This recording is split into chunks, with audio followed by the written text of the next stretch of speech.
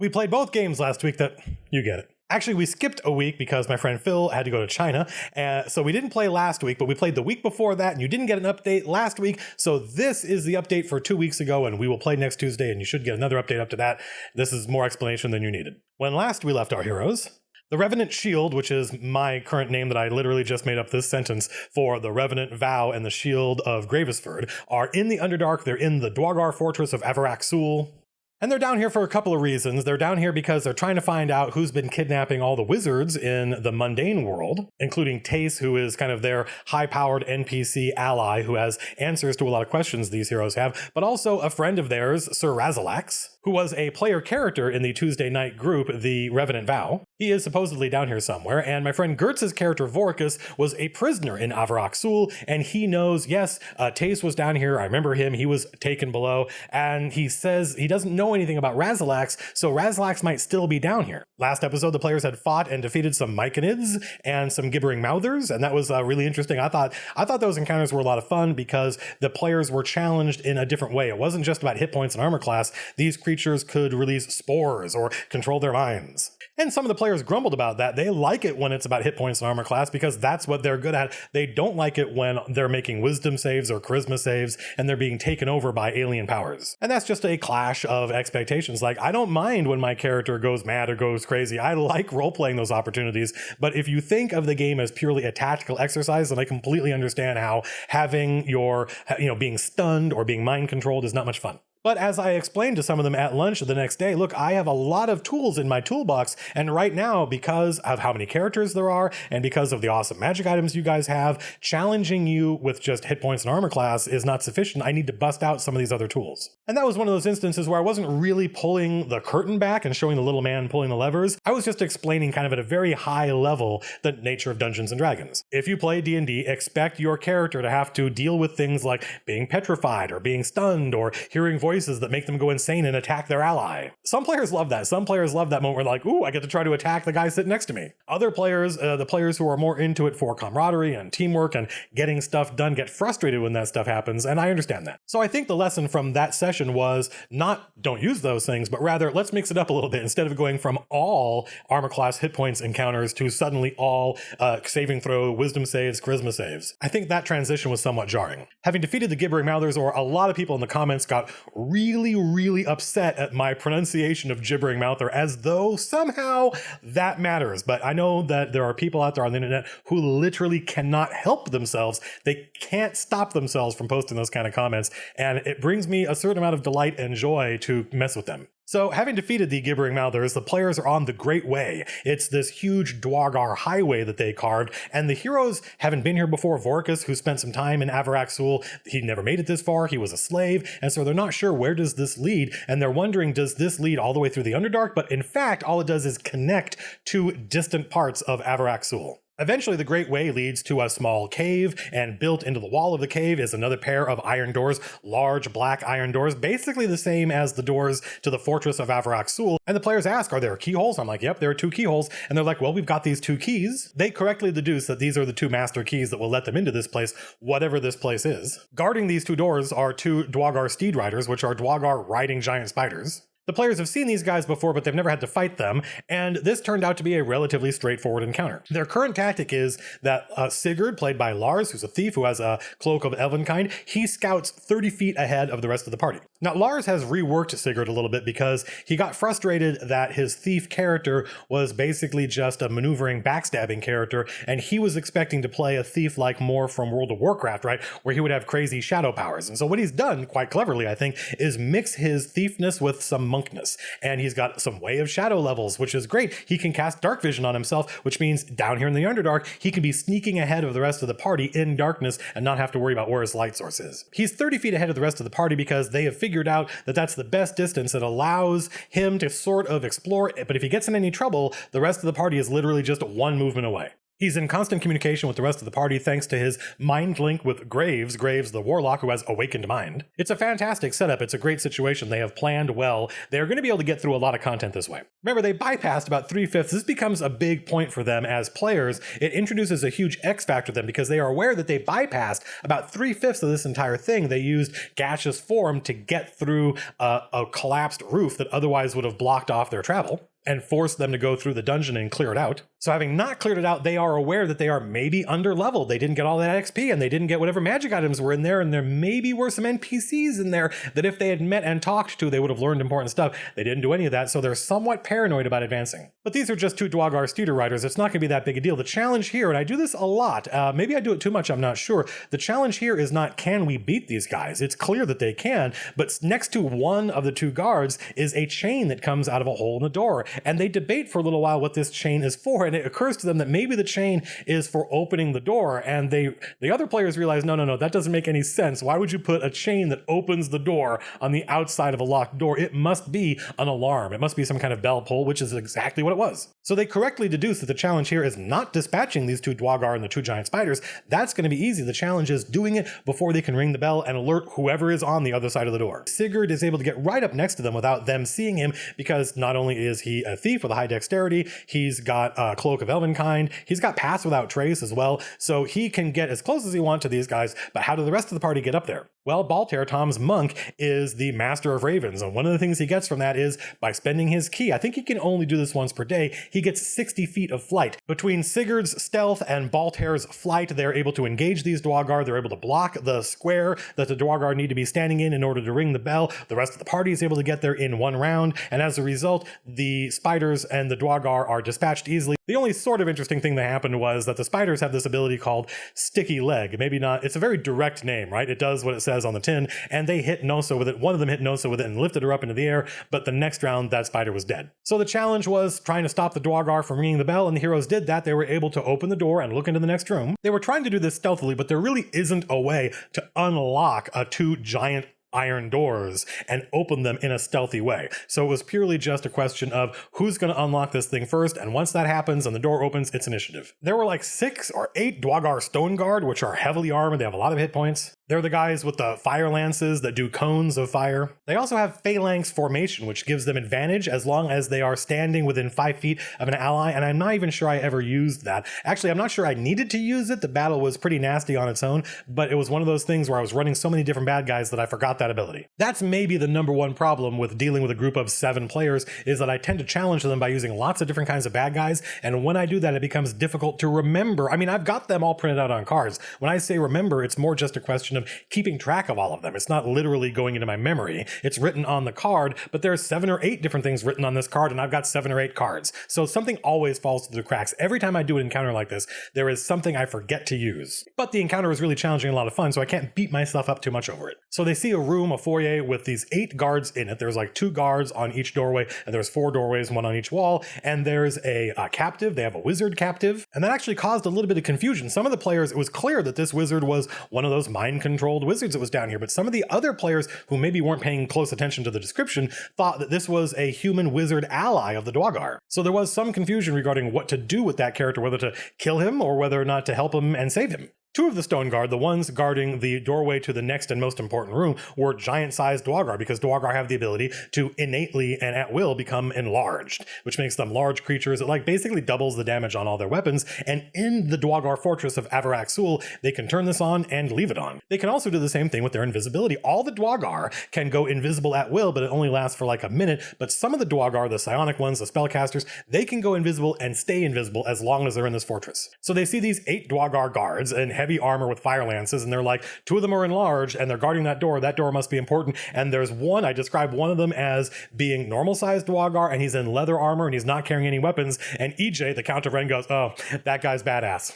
Which maybe he was, we'll see. He was a duergar soul blade, and duergar soul blades are basically like psionic assassins. I think this was the first major large battle of the unified group, and they did pretty well. Nosa got to use her javelin of lightning. She had to position herself in order to line up some of the duergar. There was an invisible psionic spellcasting duergar who suddenly appeared out of nowhere, completely changed the nature of the battle. He cast a blight on Baltair out of the gate. Blight was a lot of fun to cast because the text of the spell says it does this if you're a plant, it does this if you're a non-magical plant, it does this if you're a magical plant. And so I'm reading it and I say to Blight, before I've even told him what the spell is, but Tom knows that I'm casting the spell at him. I'm like, all right, Tom, are you a magical plant? And he's like, no. I'm like, okay, are you a non-magical plant like a shrub? And he's like, no, what is going on? And then I cast the spell, he failed to save and took 8d8 necrotic damage. So at the very beginning of the battle, Baltair is devastated with something like, I think, 36 points of damage. That left Baltair with about 9 hit points, and at that point the players were like, this is serious. The duergar Soulblade began the battle by going invisible, and the next round of combat, he shows up next to Graves. The duergar Soulblade attacks and misses, and of course then everyone pounces on him because they're trying to defend their warlock, afraid he's going to go down. So my duergar Soulblade died without anyone getting to see how cool he was or how much damage he could do. I'm generally not a fan of, I went through a phase as a younger man of trying to artificially keep my bad guys alive in order to get them to do their cool stuff, but these days, if the players kill someone outright like that, I don't mind. It sort of creates its own mystery, right, as the players wonder, wow, what could that thing do? And then later on, they may fight another Soul Blade, and when they find out what it does, they'll be like, my god, I'm glad we killed that first one when we did. Baltair goes to attack the duergar Manifester that cast Blight on him. He does some damage to the Manifester, but then the Manifester casts Vampiric Touch on him, and Baltair goes down. Now, I don't know if we've talked about this. We've been playing a lot longer than we've been doing these recap videos. Baltair is not particularly difficult to take out. It's just that he does so much damage that when he goes down, the entire party freaks out. It's kind of the canary in a coal mine moment where they realize this could be it. But between Nosa's Javelin of Lightning and the party's just overall ridiculous damage output, they are able to tame these duergar and wipe them all out. Unfortunately, someone casts the Hunger of Hadar, and it kills the wizard they were trying to save. So they never got to find out what was that wizard's story. They presume he'd been kidnapped, but where is he from? What were they going to do with him? What did he know? They don't know. So the duergar Manifester started by casting Blight, then he cast Hunger of Hadar, and then when Baltair went to try to stop him and kill him, he cast Vampiric Touch and took Baltair down. So that was a pretty effective bad guy. Having finally dispatched the duergar, the players try to figure out what they should do. They need to rest, but they're in the middle of this fortress and they don't know where these doorways lead to. Is there anywhere they can go and be safe? At that moment, as they're debating what to do, a figure, a small dark figure, emerges from the stone wall. He looks basically like this.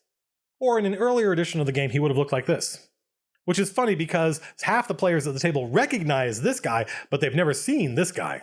Now, one of the unintended side effects of not streaming anymore is that I don't remember the voice I gave this thing, but it comes out of the rock and it looks and surveys the battlefield. It sees the heroes that are all still standing. It sees the duergar that are all dead, and it says, "We should talk." The heroes are like, whoa, it speaks, and it speaks common. What is this thing? This thing introduces itself and says, I am Coronon, Gemfinder to Comeneron. I think that's the voice I gave him, I'm not sure. And he says something like, she said you were not equal to the task, but I disagreed. I see I was proven right. The players are immediately like, wow, an ally. This guy is an enemy of the duergar just like we are. And they start asking him lots of questions, and he asks them questions. Coronon explains that his people are called the Svirfneblin, which basically means dark goblins, but in D&D terms, they're dark gnomes. So the players have met some gnomes. In fact, these are the only gnomes my players have ever met. None of them have ever asked to play a gnome, and they've never met any gnomes in the mundane world. So the players immediately ask to see the priestess of the Svirfneblin, and Coronon says, no, she will not see you. She does not believe you are equal to the task. But we should talk. Come with me. So there's some factionalism within the gnomes, obviously. There's the priestess of the gnomes who believes that these heroes are not equal to the task, whatever that means. But they're obviously enemies of the duergar. And then they've met this deep gnome who's Coronon, the Gemfinder. And he says that he sort of thinks maybe these heroes can do it. Other heroes have been through here and they didn't make it as far as you did, he says. The heroes say, listen, we need a place to rest and heal. Can you take us to your people? Coronon says, no, I can't take you to the Svirfneblin city, but hold hands. The players are like, hold hands. And he's like, yeah, join hands. The players all join hands, and then he touches Sigurd, Lars, and pushes Sigurd through the rock. The other heroes all follow, and as a chain, they all move through the solid rock of the Underdark. They have that experience of being blinded, of not being able to see, and they have to hold their breath. They can't breathe while this is happening. 30 seconds goes by, 45 seconds. They start thinking, oh my God, we're going to suffocate down here. And suddenly they can breathe again, but there's not much light. They can't see. They're inside some kind of cyst. They're inside a hole in the rock, like a Swiss cheese hole. It's large enough for them all to be comfortable, but there is no way in or out. Only the Svirfneblin could get into a place like this. Now, the Svirfneblin in the monster manual do not have this ability. I'm not sure if this is something I made up or if this is something described in Night Below, but when I originally ran this module back in like 1990 something, I remembered the gnomes doing this, and so I just did it again, and it was only once I looked them up in the monster manual afterwards that I went, oh, I guess my deep gnomes are different than the deep gnomes in the monster manual. But of course the players don't know what the Svirfneblin in the monster manual can do, so they just think this is what deep gnomes are all about. So in this cyst, in this hole in the rock, Coronon lets the heroes rest. He has some of his friends bring them food, and they're able to level up down here. That was something they were really worried about there. They had gotten a lot of experience points, but I told them you can't level up in the middle of a dungeon. You have to go back to town, and they don't have a town to go back to right now. I mean, going back to town at this point would mean fighting their way back to the duergar fortress, and then going back to town and then having to come all the way back. Of course, that's the reason the deep gnomes are down here. It even says it in Night Below that the players need allies, and they need a place to rest, and they need places to recoup and level up. But the gnomes aren't allies yet. This one deep gnome, Coronon, thinks that the players are maybe not as useless as his priestess thinks. And he gives the heroes a message. He says, you need to go home, you need to go back to your world, and you need to get your greatest heroes. He says, return to your world, get your greatest heroes and tell them, your world is under siege. The old ones hunger for your thoughts, and they build a machine to devour them. The player's like, wait, the old ones? What are the old ones? Yes, the old ones. The Svirfneblin wards himself against evil as though the old ones are something we don't talk about. That's two different factions down here in the Underdark that they've heard euphemisms for. They know that the voiceless talkers are mind flayers, but they don't know what the old ones are. I liked voiceless talkers because it's sort of implied, like if you know what a mind flayer is and you hear someone refer to the voiceless talkers, you can sort of by process of elimination guess at what they mean. But the reason I liked the old ones as a term for this other thing down here is that it's more vague. It's more kind of Cthulhu-esque. It's more Lovecraftian. And that worked. I don't think any of the players accurately guessed what the old ones might be that Coronon is afraid of. Coronon explains that in the next room is some kind of gateway, a portal that leads further into the Underdark, that teleports or translocates things further below. He says there are some duergar in there with a thing called the focusing lens. The focusing lens is part of the old one's machine, and it allows the old ones to use their magics without having to make concentration checks. There are two voiceless talkers in there, and the heroes are pretty sure that voiceless talkers are mind flayers because somebody once used the term and went, there's the human mage that runs this place that Vorkus knows. He knows that the guy is relatively high level, but there's also a human knight. And when the heroes are like a human knight, they start asking, what is there any symbol on this knight's shield or on their breastplate? Coronon says, yes, there's a black rose on the knight's shield. And the heroes are like, oh man. So immediately some of the heroes, especially Graves, is super motivated to go in there and kill them. But at the same time, the black rose are nasty. These guys are high-level anti-paladins. So because we were streaming a couple of weeks ago, I forgot to put an important plot point in front of the players that I think would have helped with their motivation down here in the Underdark. Before they explored the Underdark, before they went underground, they were each group separate, some in Bedegar, some in Tor, were supposed to experience the effect of the old one's machine. They would separately, and the implication would be simultaneously, hear the sound, this wom wom wom wom wom wom wom, and some percentage of the people around them, peasants, noblemen, some of the heroes, would go all glassy-eyed. The effect of the domination spell that the old ones were casting from the Underdark. But I screwed up and didn't put that in front of them, and so as a result, they have heard about the old ones and they have heard about this plan, but they haven't seen it. My hope is just sooner or later they will go back to the world above, they will go home, and that's when they will experience this effect, and that will help motivate them to come back. So they've now heard of the old ones, they know the old ones are building a machine, they know the old ones are trying to consume the thoughts of the people in the world above, and they know the duergar have built this thing called the focusing lens, which is part of the machine, and which will help the old ones cast their spell, and they're about to try to get it through the portal that leads below. Furthermore, in the next room, along with the duergar and the focusing lens and the two mind flayers and the high-level wizard that runs this fortress, he's a human wizard, a wizard that Vorkus has met and knows, there are two captives. There's a human captive and a dragonborn captive, and the heroes assume the dragonborn captive is Sir Razalax. They're right, by the way. They don't know who the human captive is. That's a surprise. I mean, it's a surprise for them. It's not a character you've met, unfortunately. So Coronon says, you guys got to get out of here. I'm talking to you because you seem brave and stalwart. You beat the duergar in the foyer. I need you now to go home and get your greatest heroes. And he's talking about guys like Ajax. But the heroes are like, look, as far as good guys go, we're it. And we're not going to go home and get bad guys. And that's where we left it. Kornon builds up what's in the next room as an epic battle, and based on what the heroes know, it will be an epic battle. Like, mind flayers are bad news. The Black Rose is bad news. And who knows what that human wizard can do. Half the party thinks it would be a good idea to go back into the fortress and finish clearing that place out because they want XP, they want magic items, they want to find some more captives and maybe meet some more allies. But the rest of the party is like, look, we have this deep gnome ally. We may never get a chance to talk to this guy again. These guys are pretty secretive. And as a result of his friendship, we know what's in the next room. We have an idea of what's there. If we leave and try to level up and get more XP, then we don't know what's in the next room. When we come back, our friends who are in there, they think it's Sir Razalax, and somebody else will be gone. And the focusing lens will be gone. At that point, by the way, Lars guessed that the focusing lens was made out of the Mirror of Gilmara, an artifact that he was trying to recover in which the duergar stole. I had not made the connection. The focusing lens was something I made up. But as soon as Lars said, oh, that's the Mirror of Gilmara, I was like, yes, it is, and I wrote that down. Always be open to your players enhancing your plot with their own ideas. So that's where we left it. The heroes are debating whether or not they should go into the next room. Kornon made it explicit. If you defeat what's in the next room, then I will take you to see the High Priestess of the Svirfneblin, and we will be your allies. And the players desperately need allies down here, and they want to save Sir Razalax, if indeed that is him in the next room, and they want to stop the duergar from getting the focusing lens down below. So they are well motivated to go down there, but at the same time, this seems like an impossible battle. How can they possibly survive? And of course, I understand their trepidation, but at the same time, they have often gone into battles that seem to me, even to me, the DM, how are they going to survive this? And they pull stuff out of their hat all the time. I don't really sit around trying to think of how are the heroes going to do this. I set up the battle and I give them a lot of choices. If the players want to, they can certainly go back through the fortress and clear out the rest of it, and they will probably get enough experience points to level up, and they'll find more magic items. I mean, half the party is overburdened with magic items, and the other half, Vorkus is a new character. I don't think he has any magic. He doesn't have magic armor. He doesn't have a magic weapon. This guy needs some stuff. He needs some gear. So as is typical in my games, there is not a clear, obvious choice. I don't like giving the players clear, obvious choice. I like everything being the Kobayashi Maru. I like it always seeming like a no-win scenario, because then when the players pull a rabbit out of their hat, it seems amazing. Now, maybe this next battle will be the time it goes against them, but so far, every major battle up until this point, they have, worked a miracle, right? If you don't put the players into situations like this, then you're not giving them the opportunity to work a miracle. But maybe this next time will be one time too many. So last week, Phil was out of town. I told the players, I said, if you want to go explore the rest of Avarak-Sul and kill a bunch of duergar and get more XP, we don't need Phil for that. But if you guys are going to go into the next room and fight the mind flayers and